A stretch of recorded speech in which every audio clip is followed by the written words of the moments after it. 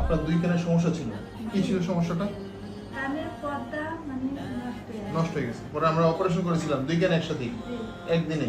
জি। আচ্ছা, শুধু কান অবশ করে করেছিলাম, পুরো অজ্ঞান করা হয়নি, তাই না? হ্যাঁ। আচ্ছা, তো এখন আপনার কানের পর্দা তো মাশাআল্লাহ ভালো আছে, আমরা দেখতেছি। আপনার কাছে কেমন লাগতেছে? আমার কাছে মাথাটা দিলে ভালো লাগতেছে, কিন্তু আগের মতো আগের তো ভালোই লাগতেছে। আগে থেকে ভালো লাগতেছে, শুনতে একটু ভালো লাগে আগে থেকে। হ্যাঁ, জি। আর পানিটা কিন্তু পড়ে না কান থেকে। না, আচ্ছা, আগে থেকে কান পাতলা লাগে, হালকা লাগে আপনার কাছে? পাতলা লাগে, হালকা লাগে, আগে মেশিন কাম চলতে লাগে। মনে হচ্ছে শস্য শব্দ হতো কেন? হ্যাঁ। এখন সেটা হয় না। না, হয় না। আচ্ছা, আলহামদুলিল্লাহ। তাহলে এখন আপনার যে কানে আমরা পেছন দিক দিয়ে কেটে অপারেশন করেছিলাম, তাতে কোনো সমস্যা হয়েছিল পরে? না, আচ্ছা, ওইগুলো তো সব ঠিক হয়ে গেছে। ওইটা বোঝা যায় বাহির থেকে? না, কেউ দেখলে বলতে পারে যে আপনার কানে অপারেশন হয়েছিল? না, বলতে পারবে না। আচ্ছা, আলহামদুলিল্লাহ, ঠিক আছে। আপনার বাসায় সবাই খুশি তো? যে খুশি, আমার মাসির অনেক খুশি, মাসির লাগে। আচ্ছা, আলহামদুলিল্লাহ, ঠিক আছে। কানের যত্ন নিয়ে চলবেন। যে নিয়মগুলো আমরা বলছি, কানের সমস্যা হচ্ছে ঠান্ডা, ঠান্ডা লাগলে কান নষ্ট হয়, ঠান্ডা কান ইনফেকশন হয়। তো ঠান্ডা যেন না লাগে সতর্ক থাকবেন। ডুবিয়ে গোসল করতে পারবেন, কিন্তু যদি অ্যাভয়েড করতে পারবেন, না করেন, তাহলে আরো ভালো হয়।